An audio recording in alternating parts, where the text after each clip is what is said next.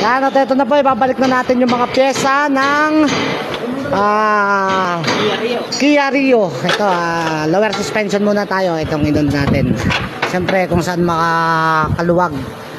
Yan, nakabit na rin yung bushing dito sa arms ng ano, yung stabilizer.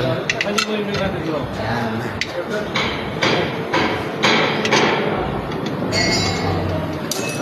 Pag magbabaklas po kayo, kung sariling baklas lang, piliin po natin na mas maging maluwag tayo sa mga babaklasin natin na kailangan na maluwag tayo, magbaklas tayo ng mga ano para magmaluwag. Ganun po ang gawin natin.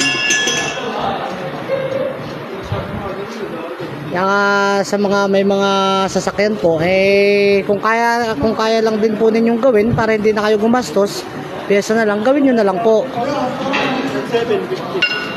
Kahit na paano nakakamenos sa labor lang po, mahirap po yung ano natin hindi naman po ganun kadaling kumita ng pera. Kaya kung kaya lang din po natin gawin sa may mga ari ng mga sasakyan, gawin na lang po natin.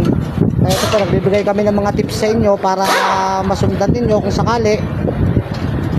Yan, Saralan, ano bang may papayo mo sa mga motorista natin kababayan?